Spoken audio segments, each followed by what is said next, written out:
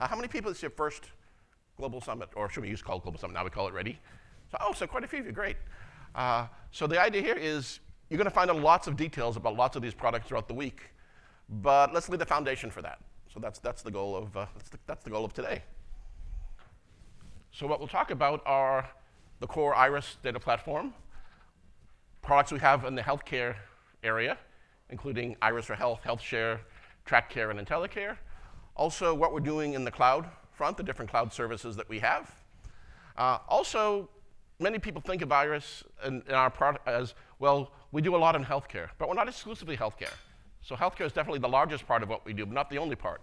So we'll talk about what we're doing in financial services and supply chain, because the technology itself is used in many, many different industries.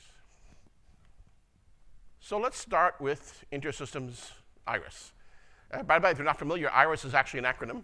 It stands for interoperable, reliable, intuitive, and scalable. So we call IRIS a data platform. Now, what do we mean by data platform? It's not a term we invented. It's an industry term that some consulting group invented at one point. All consulting groups invent their own terms for things. And different consulting groups invent the same term for the same thing because they have to have their own terms. So data platform means it's not just a database. So a core part of IRIS is the database. But what makes it a data platform is, in addition to having the database component, it also has built-in analytics capabilities, which we'll talk about, a full interoperability engine. So people might be familiar with the concept of, especially in the healthcare world, we have a healthcare routing engine or interoperability engine. So that includes part of IRIS. So we'll talk about all these things. So I love this slide because this slide could be we could spend an hour just talking about all the details on this slide, which I won't do right now. I'll talk about the high points of what makes up IRIS in the big picture. In the top part here, we see this idea of a multi-model database. Now, what do we mean by a multi-model database? A lot of you are probably familiar with the concept of a relational database. You treat data as if it's in rows and columns, but underneath it's in some physical structure. Or an object database. You have classes, and classes have objects. So in a relational database, you might have a patient represents a row in a table. Well, in an object database, it represents an object in a class. And in a relational database, it has columns. But in an object database, those are properties. So different logical models. And there are other logical models too, like key-value pair and other logical data models. Well, what we do with IRIS is we support many different logical models, but all with the same underlying storage. So our core engine, our core storage engine, is what provides all these capabilities. Contrast that with other products on the market, like, for example, if you go to Amazon Web Services, I think right now they have about 15 or 16 different databases you could use. And some are relational, and some are objects, and some are key value, in time series, other types of models. And yes, they all come from Amazon, but they're different products, and they all store the data differently. With IRIS, we store the data in the same engine. So if you treat your data relationally, let's say you have a customer table, you add rows to the customer table, those are also available as objects in the customer class, or as key value pairs if you want to treat them that way. So logical models are supported with the same underlying physical structure.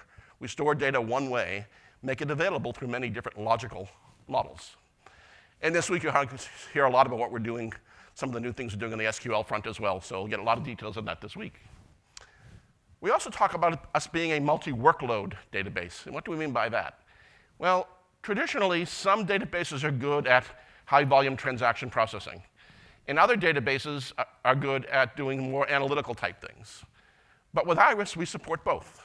There's a term that Gartner created called HTAP, Hybrid Transaction Analytical Processing, being able to do both with the same database. And that's what IRIS provides. We have people using us for transactions, for more analytical stuff, and some people on the exact same system doing both transactions and analytics on the same system. So that's what we mean by multi-workload. So that's the database part. And again, it's not the only thing a data platform has, so it also includes lots of analytic capabilities. We support SQL. You can create cubes and run MDX queries to access those cubes. We also have many AI and machine learning capabilities you'll hear later this week as well. So also, we provide certain capabilities at the analytics side, but there are lots of tools out there that do analytics, other products. And we can interface with those products because we support a variety of standards, including REST APIs and ODBC and JDBC. So you can use tools like Power BI and Tableau and others to access data in the IRIS database.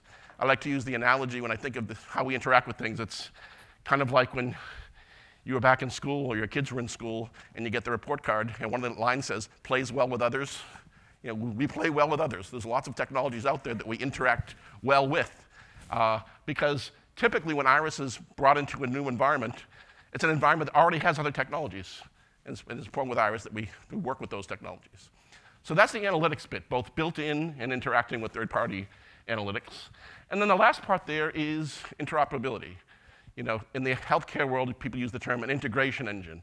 How can I send HL7 messages from this application to that application? So that's a core part of what IRIS is. If you look at these capabilities with other products, those are typically all provided with different products. You need one product for the database. You want interoperability, that's another product.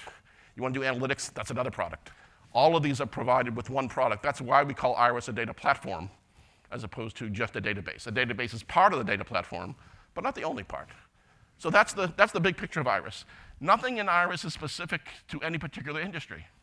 We have lots of people in healthcare, financial services, supply chain, but we have, in Australia, we have a customer that is online betting, automated betting, all done, maintained with IRIS. The European Space Agency used IRIS on their Gaia project to catalog all these stars. So the core technology itself is not specific to any particular industry. We have a customer in the UK that automates hospitality. You check into a hotel, know what the software running behind the desk is running with IRIS. So lots of different things. So that's the core IRIS. And that technology allows us to support an architecture, which we'll talk about in several slides today, this idea of a smart data fabric. What do you mean by a smart data fabric? The main idea is on the left, you have all these different data sources, data in databases, applications, lots of streams, social media, lots of different potential data sources. And on the right, you have all the people that want to consume that data. Your goal is, how can I take all this disparate data from all these different sources and somehow normalize them to create one unified view of that data so all these consumers on the right are able to process that data. This slide here represents not a product, but an architecture, this idea of a data fabric. And what do you need to do? You need to be able to connect and ingest that data. You need to be able to normalize it. If, for example, I'm going to show you something later in the financial world where different people represent the same data a different way. But if we're going to create a unified view of it, we have to create a data model, a semantic layer that it all applies to. Also, lineage is important. If I'm bringing in all this data, and on the right here we have a report, so regulatory reporting systems. Okay, if one of the consumers says, what's the value of this account? And it says $500,000. And an auditor comes in and says, how'd you get that number? You need to have the right lineage to say, this number was gathered from these particular sources and was all put together. So lineage is also very important. So lots and lots of technologies are important to take all these data sources, centralize them, and make it available for users. So this concept of a smart data fabric is something we'll talk about more later in this presentation. So up until now, we haven't talked about any particular vertical market, but healthcare, of course, is the largest. I think about 80% of our business is healthcare related. So let's talk about IRIS for Health. What is IRIS for Health? Well, we talked about IRIS, data management, interoperability, analytics. IRIS for Health takes the core of that and adds more. It adds support for lots of different healthcare standards. So if you're not in the healthcare world and you're building an application, use IRIS. If you're in the healthcare world and you're building an application, use IRIS for Health. It has all these capabilities that you don't need if you're not in the healthcare world. So let's talk about some of those standards. Here's just a sampling of what some of them are. HL7, of course, fire. How many people here are healthcare related in there? So, like 2/3 of you, okay. So you're familiar with some of these standards. Some of these are international, some of these are international standards. Let's go back here. Some are, for example, there are some standards that are specific to Japan, Germany, Australia. So our team of healthcare folks are people keeping their finger on the pulse of all the different standards. As more emerge, if there's a demand for them, we can support them. So IRIS for Health is IRIS plus special support for healthcare capabilities. I want to pause at this point in case you have any questions about IRIS or IRIS for Health before we continue. So that's IRIS and IRIS for Health. And specifically regarding FHIR, actually, how many people are currently using FHIR? You said a lot of healthcare hands up there. And those that are not, how many people expect to be using FHIR within pretty soon? Yeah, that's usually what I hear. If one hand goes up, the other. So FHIR is the, I used to say the emerging, but now it's basically here and continues to emerge. So people aren't using HL7 FHIR, also from another standard from the HL7 group. So again, what do? We support client and server versions of FHIR. We allow you to project your FHIR data to SQL, so you can do queries against it. Data transformations. I have data in different formats, like maybe HL7, and I want to take my HL7 version 2 message and turn it into a FHIR message. So lots and lots of FHIR things. And this week, if you take a look here in the guide, there's lots of content related to FHIR that you can get more details on. So IRIS for Health is a platform for building healthcare solutions. We use that platform and build a solution ourselves, and that solution is called HealthShare. HealthShare is not a product as much as it is a family of products. So the variety of them, we'll talk about some of them, but not all of them. So one of the things is the unified care record. Then we have personal community and care community. All are built with, at the bottom there, IRIS for Health. So we have many of our application partners that build applications and solutions using IRIS for Health. And we do the same. We use our technology to build solutions. So HealthShare is a family of products. Let's talk about some of those products. One of those products is Health Connect. That might be what you think about as a traditional healthcare integration engine. We have all these different applications, different facilities. We have inbound messages, sending messages out. We need to transform them before we send them. So your traditional healthcare integration engine is provided through Health Connect. Now, if I have all this data in different sources, and I want to create a unified view of data, that's what the unified care record does. Using that concept of the smart data fabric, how do I take data from all these different places and bring them into a unified view? So that's the unified care record. So, let's say you unfortunately have an accident and you show up in the emergency room. They want all your medical data. Where is that actually stored? Probably in many different places. How can we create a unified view of that? That's the goal of the unified care record. It includes a canonical model of healthcare data. And how can we take data from all these different sources, and they represent the same data different ways, and turn it into one unified view? That's the goal of the unified care record. And sometimes people say, if people say, I'm using HealthShare, they don't necessarily say what they're using. It might be the unified care record. Commonly, that's one of the things. But it could be they're using Health Connect or other things. So remember, HealthShare itself is not a specific product. It's a family of many products. And the core of a lot of them is the unified care record. So now that you have all that data in a nice unified way, so across all these different systems, all these different sites, I have that unified view. How can you view it? Well, from a clinician's perspective, we have the clinical viewer. That allows doctors and nurses and clinical providers to view data in that unified care record. So that's the clinical viewer. Now, you have records in many different places. So in one system, I'm Joseph Gallant. In another system, I'm Joe Gallant. In another system, I'm Joseph K. Gallant. Are those all the same person, or are those 3 different people? Could be different people, could be the same person. So the goal of the EMPI, the Enterprise Master Person Index, is to identify different records and try to determine, are they the same? By the way, we used to call this the Master Patient Index. The reason we changed the name is that concept of, are these the same person, is not unique to the healthcare world. Other technologies too, where you want to find out, is this really the same person? So we changed the name a while ago to Enterprise Master Person Index. But that's the goal. How can I determine, are these the same people? Let's think of an example of that. So we have 2 different records from 2 different systems. On the top system, this person is identified with their medical record number of 1, 2, 3. On the bottom, 4, 5, 6. So as far as those systems are concerned, they're different people. But if I'm bringing a unified view of them, how can I determine if they're the same person? And if I determine they're the same person, I want to associate an ID, a master person ID, that identifies them. Nothing changes in the original system. On the hospital A and hospital B, they're still identified by their unique ID within that system. But we sort of logically link them together to create that unified view.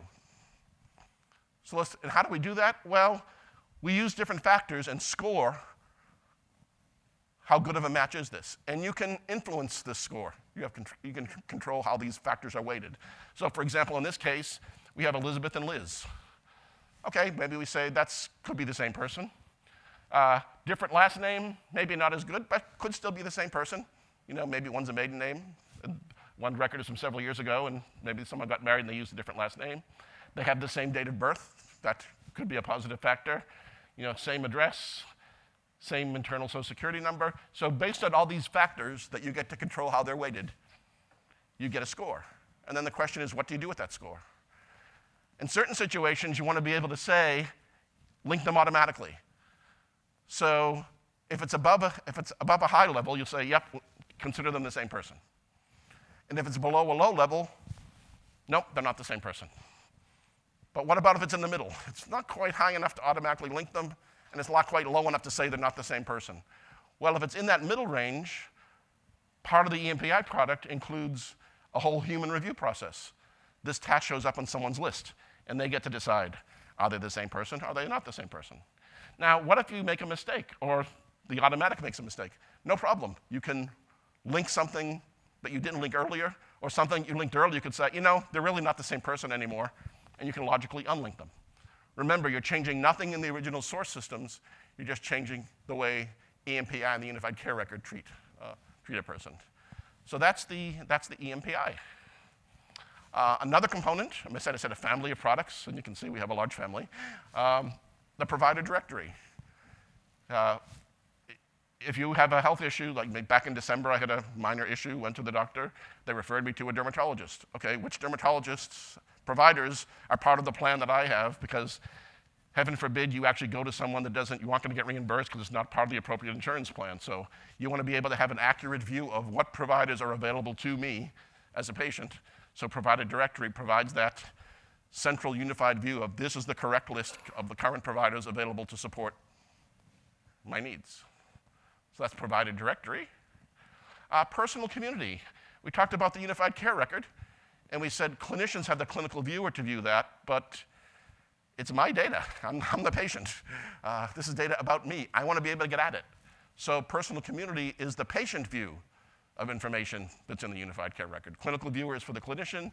Personal community is for the patient. And again, it's all browser-based, including mobile access. So you have all this data in the unified care record, and it's good for dealing with particular patients, but all this data in one place is a great opportunity to do some type of analysis. I want to do some type of population analysis based on certain criteria. How can I do that? Well, that's what Health Insight is all about. It leverages a lot of the analytics capabilities that we talked about that are a core part of IRIS and IRIS for Health, and allows you to do analysis on a large volume of data, and in many cases, de-identifying that data. You don't necessarily want to know who people are because there's privacy issues, but for looking at a larger population, I want to find out certain information about a population without necessarily knowing who. So that's what Health Insight provides, the large analysis on, because you have all this data in the unified care record, why not do analysis on it? So that's Health Insight. Care community. Provide an informed plan across all your providers for a patient. You know, maybe I have a primary physician, and I have an optometrist, and I have a dermatologist, and they all need to coordinate the plan for a patient. Care community allows them to provide that across all the different providers. One unified plan. Because the old saying is, you want the left hand to know what the right hand is doing. If I have all these people providing service to me, including medications and tests and other things, they all should be aware of what's going on and set up a plan for me. So that's what Care Community provides. Again, another part of the HealthShare family of products. So, and there are others as well. HealthShare has an AI assistant that you're going to learn about later this week. There's also something called the HealthShare Gateway that allows you to access different information in IHEs across the country. So lots and lots of parts that make up the HealthShare solution set. So it's a family of products built on IRIS for Health. Any questions about HealthShare before we move on? Okay. We have two electronic health record applications, full applications to completely run a hospital. One is TrakCare, and the other is InterSystems IntelliCare. Now, these are products that are not sold in the US, mostly because when we acquired TrakCare back in some point in the mid-1990s. It was a customer of ours that built an application. We don't sell in the US because we have many application partners in the US that sell EHRs, and we don't want to compete with them. So you'll see with all the countries around the world where we do sell it, but it's not a US available product. So TrakCare is a full EHR, full hospital information system, all the different departments available for the hospital. So completely run the hospital. At the core, it's a patient record, and all the different departments, pharmacy, maternity, oncology, labs, running the complete hospital. Again, TrakCare is a product that originally was created by one of our partners, and we acquired that product back in the mid-90s. And TrakCare is used in over 400 million health records around the world, 500 plus hospitals, lots of different countries, lots of national health systems used in the NHS in Scotland, many others. Of course, outside the US, there are national health systems. In the US, it's all insurance-based. So lots and lots of use of TrakCare around the world. And last year at the HIMSS conference, we introduced IntelliCare, which is built on the foundation of TrakCare and adds lots of AI capabilities to the core TrakCare environment. So leverages all the TrakCare technology, adds lots of AI-generated workflows, takes advantage of Gen AI as well, and you can hear lots of what we're doing on that front later this week. So again, built with IRIS for Health, and at the core is the patient record, but now it's an AI-enhanced patient record. If you're interested in that, I can hook you up with the right people. We're introducing that in certain countries first, so places where TrakCare is available. Today, IntelliCare may not yet be available. We're rolling it out country by country. IntelliCare is very new. We just announced it just about last year at this time. So that's IntelliCare, 2 electronic health records provided by InterSystems. Out of curiosity, how many people are using the cloud for anything today? Not necessarily with our technology, but using the cloud for anything, okay? Now, how many people are using the cloud with our technology? Fewer hands, okay. So let's talk about what we're doing in the cloud.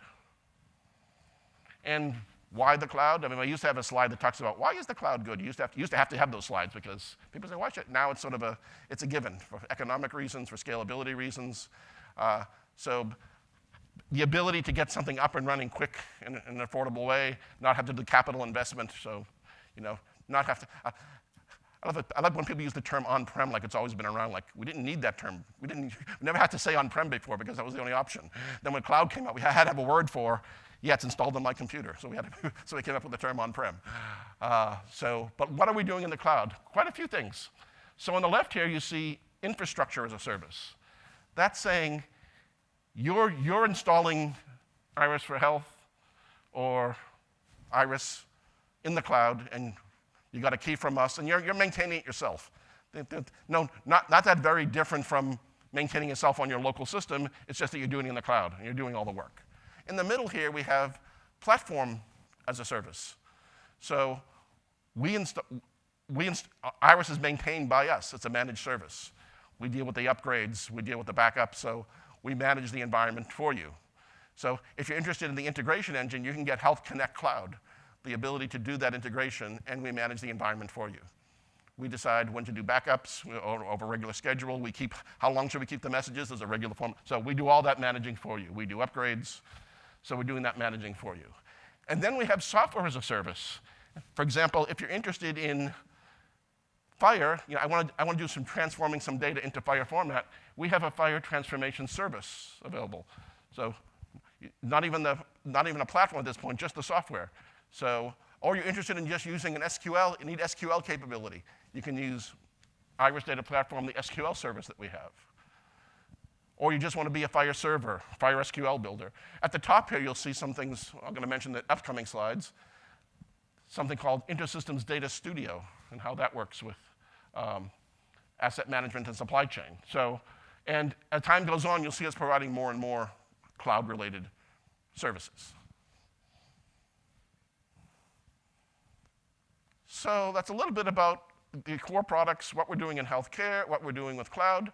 Now I want to talk a little bit about two other vertical markets, financial services and supply chain. After healthcare, the second largest industry we have customers in would definitely be financial services. We've had customers in financial services for a very long time, but only relatively recently, within the past 3 or 4 years, have we actually added some products related to people. So we always provide the technology, and our customers use that technology for financial solutions. But recently, we've started to do our own financial solutions as well. So back to this concept of we have all this data in different sources. So one aspect of financial services is the idea of asset management. You have all this data from different sources. You have applications, trading systems, things in different databases, market research, all this data that has to be consumed by the people on the right. So you have regulatory requirements, you have to produce reports. You have internal people, you have customer requirements. So how do these people on the right consume this data if it's in all these different systems and all these different formats? And typically the approach has been lots of manual processes. We're going to load this data, we're going to put it into these spreadsheets, then we're going to manually do this. And one of the customers we were dealing with did this once a month because it was such a pain to do all this processing. And every month they would have a unified view of the data that could be at one point a month old because they didn't go to do it next month. And they had a lot of manual processes. So what we decided was, let's take this idea of the smart data fabric and provide a way to automatically bring that data in, normalize it, provide all the security and lineage and all that stuff so it can be consumed by people on the right. And so we created something called InterSystems Data Studio with Asset Management Module. And you're going to hear about Data Studio several times this week in other sessions as well. So what it is specifically for asset management, all the different sources that they have, we can connect to them, ingest them, normalize them into a model, a common asset management module, store the data, allow snapshotting, because, well, one analyst says, I'd like to do analysis as of the data based on Tuesday. Do that snapshot and keep that snapshot. Well, other people are looking at more current data.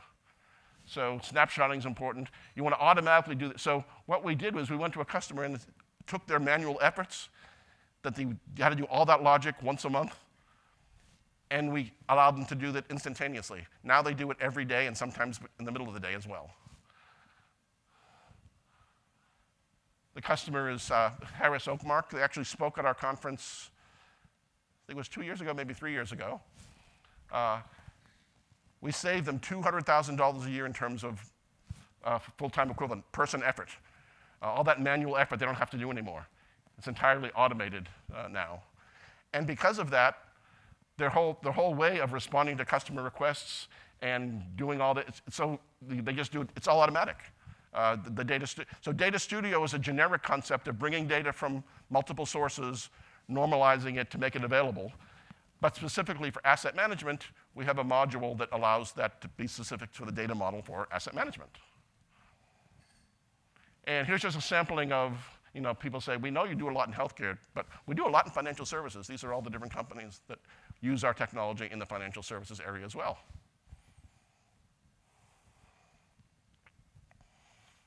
So another area where we now have some offerings as well is supply chain. Prior to the pandemic, most people didn't know what a supply chain was. Then during the pandemic, people often said, what's a supply chain stuff? Why is that washing machine that I ordered not going to show up for 6 or 9 months because of supply chain problems? So let's talk about what we're doing in supply chain. What are some of the challenges in supply chain? The left side there, we see optimized fulfillment. There's an acronym they use, OTIF, on time in full.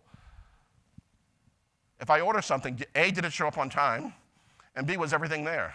I ordered 5 items. Well, we shipped 3 of them and 2 are on back order. So how do you make happy customers? Deliver what they want when they want it and make sure everything's there. So on time in full is very important for supply chain. And also, if you're going to do that, that means you have to do some type of forecasting. If people are going to order stuff, I want to make sure I have it on hand. On the other hand, I don't want too much, and if you hold too much inventory, that's not good either. So you need to do some type of demand sensing and forecasting to figure out what people will want, maybe looking back at historical trends to figure that out. So that's important too. You want what's called on-shelf availability. What's the likelihood when someone orders something, I already have it, versus now I have to order it and delay getting to somebody on time. So that's important. And it's the whole process, what's called supply chain orchestration. How can I monitor what's going on now, see information, and then act on that information and adjust? I have to quickly, all of a sudden we've got a rush of things, I better order more. So the whole supply chain process, how can we monitor what's going on? So we now have 2 products targeted to the supply chain world. One is called InterSystems Supply Chain Orchestrator. It is built using a lot of the core capabilities that are in IRIS, including integration capabilities, because if you're in the supply chain industry, what do you deal with? Lots of different applications. You have one application that does your inventory, another application does all your shipping. All those different things need to be brought together. That's what Supply Chain Orchestrator does. And we also have something called InterSystems Data Studio for supply chain as opposed to asset management. So the whole goal is, why do we do any of this stuff? If you have current, accurate data, that will allow you to make good decisions. Regardless of what you call these components and what they are, it's all based on current, accurate data to make good decisions. And that's what lots of these tools let you do. So let's talk about Supply Chain Orchestrator. It leverages all the capabilities that are in IRIS. Use the underlying database, use the interoperability to connect all the different systems, uses analytics, including predictive analytics. You need to do some forecasting. So it is a great example of leveraging all the different IRIS technologies. So that's Supply Chain Orchestrator. And again, the key here is make intelligent decisions. How can I interact with all the different systems, get the data from all those different places to make intelligent decisions? And then we talked about Data Studio for asset management. Now we have Data Studio with the supply chain module. What's the main difference? Well, the sources are a little different, but the concept is the same, different data and different sources. And some of the consumers are different. For example, one of the consumers may be Supply Chain Orchestrator. You get all this data from different places, and you feed it into the orchestrator. And in the middle here, you see this supply chain data model. For asset management, there was an asset management data model. This is a supply that takes all this data in different formats and normalizes them into one common supply chain data model. So here we talked about 2 different uses of Data Studio for asset management, Data Studio for supply chain. And as time goes on, you will see other uses of Data Studio in other areas as well. And you'll see more about Data Studio later this week. So that's a little bit of everything, the core platform, what we're doing in healthcare, in cloud, financial services, and supply chain. So the goal of this meeting is to sort of lay the foundation, but let's talk about what else is available to you this week. If you haven't, actually, how many people have been to the conference before and have been to the Tech Exchange? A few people, okay. Tech Exchange is a great place to go. We have lots of things there. One is you can set up a one-on-one meeting with a developer or a product manager interested in the details of any particular topic. We can hook you up for a one-on-one meeting. Also, demonstrations. If you look in your guide here, the Tech Exchange says Tech Exchange sessions. These are 20-minute demos. So the Tech Exchange is down the hallway in front of the Merlin Ballroom there. And there are tables, but then right across the hallway, there's separate rooms. And in those rooms, there are short little 20-minute demos on different topics. And if you look in the guide, you'll see what those demos are. So, and then there are also topic tables. If you go into the Tech Exchange in the hallway area, you'll see that, I just had it up here a second ago. Yeah, so there's one table focused specifically on SQL-related topics. There's another one about Fire. There's another one about AI. There's another one about Python. There's a user experience table. So, and one of those tables is also the learning services table, which I'll talk about next.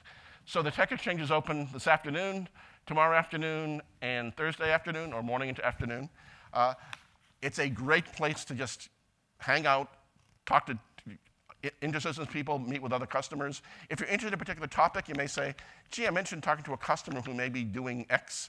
We may be able to hook you up with that customer as well. So it's also where the good coffee will be. We bring in a cart with an espresso machine and handmade coffee, so that's the good place to be. If you're looking at the schedule and you see, well, here's a session I really want to go to, but someone booked me for a meeting with a the InterSystems person, I'd go to the meeting, because you can always watch the recording of the session later. We have lots of people here, lots of abilities to interact face-to-face. Take advantage of that, and the Tech Exchange is the best place to do that. Now, one of the tables in there is the Learning Services table, so I'm part of Learning Services. Ian, you want to stand up for a second? Ian Cooper is also one of the technical trainers here. We have lots of people from Learning Services there. And one thing you can do is an Ask the Trainer session. You can book a 45-minute slot on any particular topic you might be interested in getting more detail on. The easiest thing is just to go to the concierge desk at the Tech Exchange and say, I'm interested in this, and they'll ask what times are you available, and we'll hook you up with somebody. You can also go to the URL there to book one of those, or go to the concierge desk. We also do learning plan consultations. You're interested in a particular topic. I want to learn about unified care record. I want to learn about how we do Python. Then the question is, okay, I go to the Learning Services site, and there's so much content. On the plus side, there's a lot of content. On the downside, where should I start? How should I go through this content? So you can sit with someone and get a learning plan consultation. We would recommend first do this, and then maybe do these 2 videos first, and then maybe attend one of our classes, so you can get a consultation there. Also, we have certification exams. Right now, I think we're up to about 8 or 9 different certification exams. Normally, we charge for those exams, but at this conference, you can take the exams without any charge. If you're interested in taking them, either go to the concierge desk or you can line up there. They're not easy. I talked to someone last night at the party who took one of the exams and didn't pass, and I said, don't be ashamed, because they're intentionally hard. They're passable, but not easy. And there's lots of different topics there. And also the product documentation is also part of Learning Services as well. So if you're interested in any particular topics in that area, we have people you can talk to. So that's the Learning Services also within the Tech Exchange itself. Also in the hallway there, we have the Partner Pavilion. I strongly recommend everyone go to all the tables in the Partner Pavilion. We have some of the partners are consultants. Some have different tools that you can use, add to your technology. Some are system integrators. So please visit the partners in the Partner Pavilion. And we have an early access program. Feel free to scan that. This code is also in your guide here. When we introduce new technology, we look for early adopters, and we also have a limited number as well. So some of the early adopter programs are full, and some already have capacity in them. So if you're interested, you can scan this or scan the code here, or just come to the Tech Exchange and say, I'm interested in early adopter, and we can help you there. So that's the early adopter program. There is the app. If you haven't loaded it yet, the Cvent app includes information. It includes everything that's in here in the agenda. You can make up your own schedule. And part of that is surveys. So at the end of each session, you have the ability to put in a survey. So please, we love feedback. We change things always based on feedback. So we're not going to hand out any paper or anything. I think you say, please provide a survey. But for all the sessions you go to, please bring up the app and fill in the survey. And, ended a little bit shorter than I thought. Good. All right, thank you for your time, and enjoy the rest of the week.